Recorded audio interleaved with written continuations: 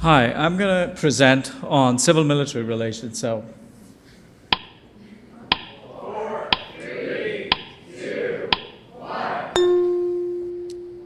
Hi, so I'm presenting on civil-military relations. Most of the work on civil-military relations uses civilians and militaries as like the two sort of unitary blocks, and they want to study the civil-military sort of problematique, which is how to create a military that's powerful enough to destroy enemies, foreign and domestic, but will not be unable or unwilling to overthrow civilian authorities, under certain circumstances. In the first level that I focus on are at the national level, which is presidential democracies.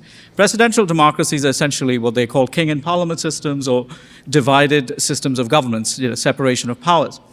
And in the presidential democracy, the president is quite powerful, but the legislature is also quite powerful, and neither of them are responsible to one another, unlike in the parliamentary system where they're fused and they're elected at the same time and are responsible to one another.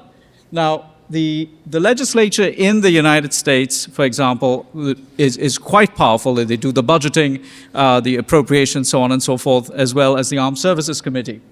Now, however, due to partisan polarization, the legislature is gridlocked, and we'll come to that in a second. There is very little agreement on how much the budget should be, what the strategies should be for the military, so on and so forth, as well as the same thing affects legislature and presidential relations. So it's like a two-level game that goes on. And this gridlock results in sort of public dissatisfaction, the military unable to sort of do budgeting and conduct exercises or create strategy or spend on personnel. So we have, and on the other hand, we have protests from other angles because of the political polarization in the legislature. Under these circumstances, Juan Linz, whose idea was sort of based on essentially the coup in Chile happens in 1973. He says presidential democracies are especially prone to coups, and the example that he uses is 1973, but we apply it to the United States. The second level of analysis that we do is in federal countries, so not France, but like the United States, the difference between state and sort of national level and intra-state sort of politics. So we focus on the National Guard. The National Guard has two sets of functions. One is but Title 10 functions that are given to POTUS, and Title 32, which are given to the state governors. And both of them are responsible under Title 10 POTUS and Title 32 the governors to command the National Guard for different functions. So for the functions of like backing up civilian authorities at the state level and emergencies, the governor is in charge of that. And the National Guards are a big element of sort of protecting law and order when civilian authorities fail. They're also involved in emergencies. They were dispensing COVID-19 vaccines at one point of time. They are for natural emergencies, be it wildfires or in California or right after Hurricane Helene. Here we see the National Guards involved, and the person who's in charge of that is the governor.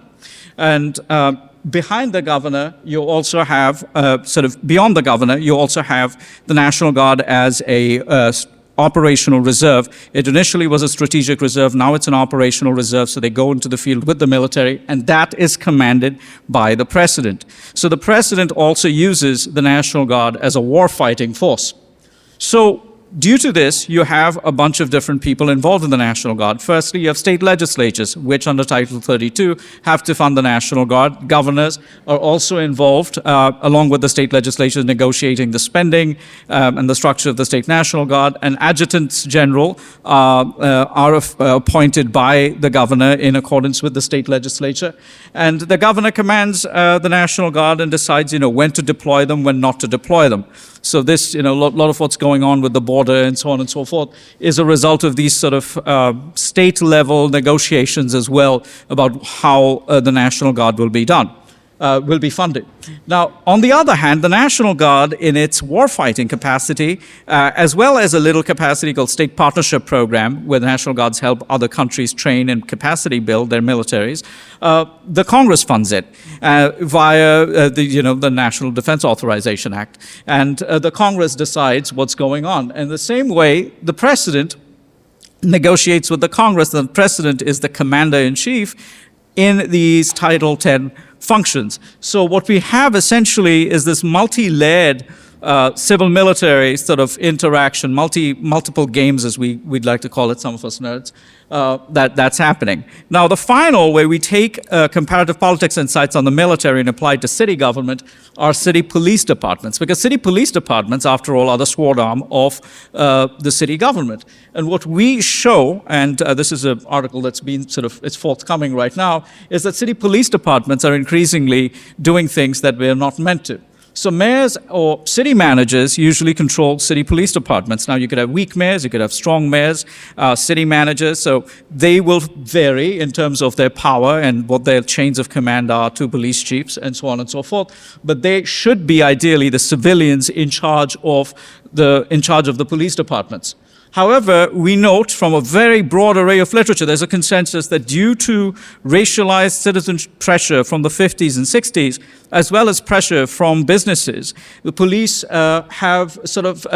police have acquired power, or the city has ceded more and more autonomy to the police to carry out its own actions. Police unions, one of the most powerful unions right now, public unions right now, also now influence city government elections. They also influence gubernatorial elections. And the police have also developed autonomous budget lines via civil asset forfeiture from criminals. So what they do is they get their budgets from not from the city council. So this has led to police losing accountability to city government.